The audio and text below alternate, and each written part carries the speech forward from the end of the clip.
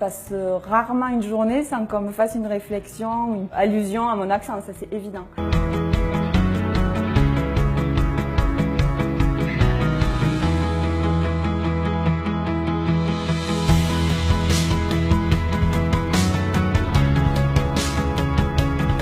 Rapport à mon accent, en fait c'est mon rapport à mon identité en fait, qui je suis, d'où je viens, mes origines sociales. Parce que malgré tout voilà, c'est un marqueur social l'accent. J'ai fait le choix de l'assumer et je suis fière d'avoir réussi à l'assumer. En arrivant en prépa déjà, les profs me disaient oula, il va falloir un peu atténuer cet accent.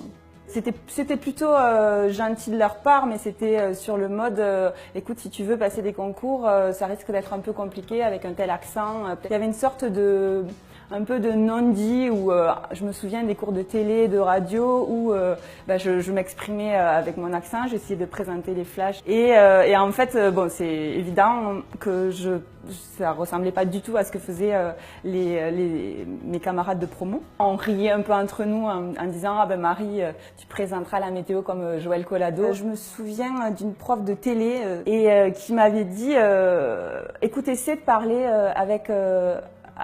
avec l'accent de Paris, un peu comme si tu mimais une pièce de théâtre. Je me souviens avoir essayé de poser ma voix et en me disant je fais comme si je jouais une pièce de théâtre.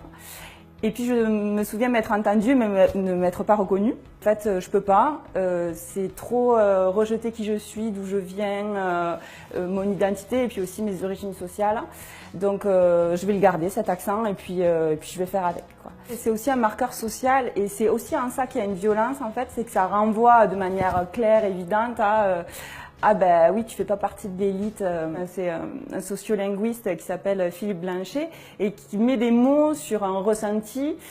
Et donc en disant qu'il y a des vraies discriminations inconscientes de la part de la plupart des gens. Certaines façons de parler, je pense pas forcément à l'accent du Sud, mais par exemple l'accent du Nord ou l'accent même de banlieue peuvent discriminer. Vas-y, obéis à tes chefs, t'as que ça à foutre là. S'il vous plaît, commencez pas sur ce registre, il y a la famille présente.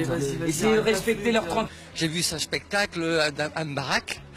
Et c'est toute mon enfance en fait qui revient alors. Du Mettwurst, des Knack, des Schloper pour le gamin, des Spritznet. Il y aurait une sorte de hiérarchie de l'acceptable alors qu'en fait toutes les façons de parler résument aussi la France dans sa diversité et sont hyper importantes. Finalement c'était une élite qui a voulu considérer que la meilleure façon de parler c'était la façon de parler de Paris.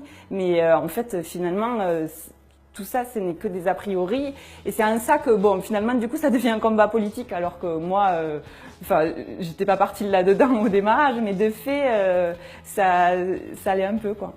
Et je pense qu'en fait, c'est en train d'évoluer peut-être finalement, ça commence avec l'accent du Sud, mais moi, j'espère vraiment que demain, dans le Pas-de-Calais, ils pourront continuer à parler avec leur accent et quand même avoir une carrière de journaliste ou d'autres postes à Paris. Pareil pour les Alsaciens. Voilà, c'est plus en ce sens-là que j'espère que ça va évoluer.